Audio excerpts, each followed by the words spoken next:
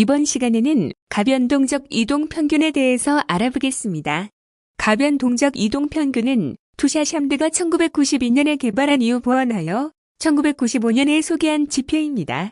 이 지표를 이해하기 위해서는 평화계수, 주가 상대 강도 혹은 추세라는 개념을 이해하고 있어야 합니다. 차트의 정석에는 공식과 사용 방법에 대해서 대략적으로 나와 있지만 아주 깊이 있는 내용을 다루지는 않았습니다. 책에 소개된 공식을 이해하지 못하고 그대로 계산하면 값에 다르게 나올 가능성이 있습니다. 인터넷을 통해서 추가적으로 확인해 보니 대략 3가지 공식을 찾아볼 수 있습니다. 계산에 사용하는 변수나 계산 방법의 차이가 있지만 접근하는 개념은 동일한 것으로 볼 수 있습니다. 차트의 정석에 나온 공식을 이해하는 차원에서 설명을 하겠습니다. 당일과 전일의 주가에 평화의 계수와 변동성 값을 적용하여 주가의 추세와 강도를 계산하는 것입니다. 최초에 개발한 지표에서는 변동성을 계산할 때 주가의 표준 편차를 이용했지만 이후에 개발한 지표에서는 표준 편차 대신 CMO라는 값을 사용했습니다. CMO는 특정 기간의 주가의 상대적인 강도를 계산하는 지표인데 일반 투자자가 알고 있는 RSI와 동일한 개념의 지표입니다. 가변동적 이동평균을 사용하는 방법은 크게 크로스 전략과 지표값을 이동평균한 것을 신호선으로 사용하여 매매하는 것입니다. 가변동적 이동평균은 국내 증권사 HTS에 모두 들어있는 지표는 아닙니다. 또한 HTS에 있지만 값이 차이가 있습니다. 증권사 HTS를 이용하는 이유 중 하나라 클릭 한 번만으로 분석 지표를 사용할 수 있는 편리성인데 일부 지표의 경우 원래 공식과 차이가 나는 경우도 있습니다. 어떤 증권사의 HTS의 가변동적 이동평균 값이 맞는지 확인할 방법이 없기 때문에 외국 자료와 엑셀을 이용해서 가변동적 값의 변화를 보겠습니다. 2가지의 가변동적 이동평균입니다. 하나는 CMO를 이용한 것이고 또 다른 하나는 표준 편차를 이용한 것입니다. 추세가 상승 또는 하락하면 추세에 따라 가변동적 이동평균도 추세에 따라 변하고 주가가 횡보하는 비추세의 경우 가변적동 이동평균은 평평해지는 것을 확인할 수 있습니다.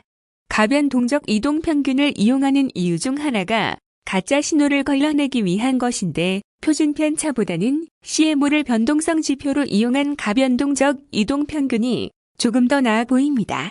가변동적 이동평균이 기존 이동평균의 약점 중 하나인 호행성을 개선하기는 했지만 완벽한 지표는 아니기 때문에 다른 지표와 함께 사용하는 것이 좋을 것 같습니다.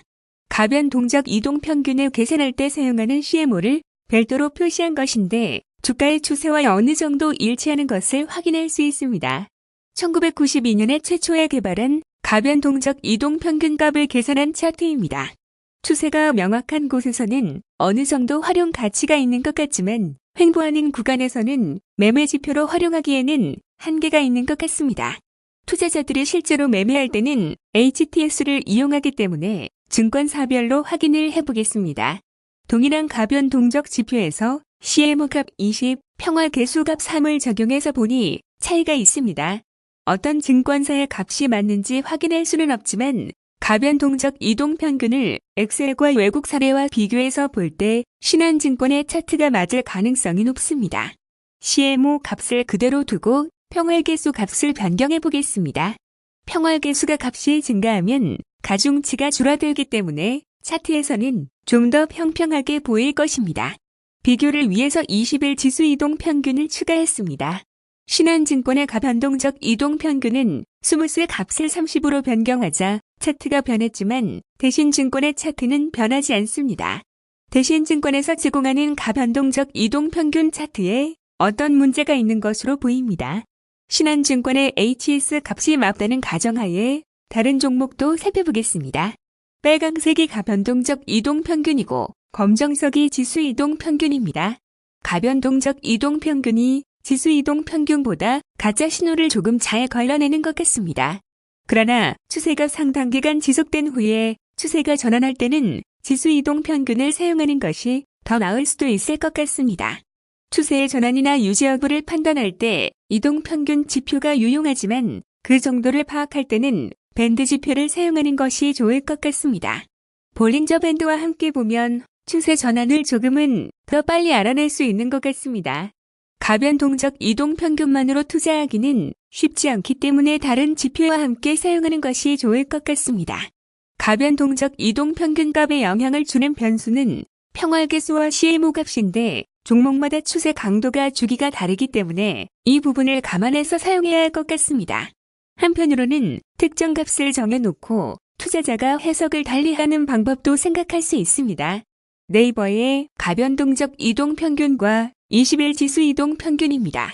LG 디스플레이의 가변동적 이동평균과 20일 지수 이동평균입니다.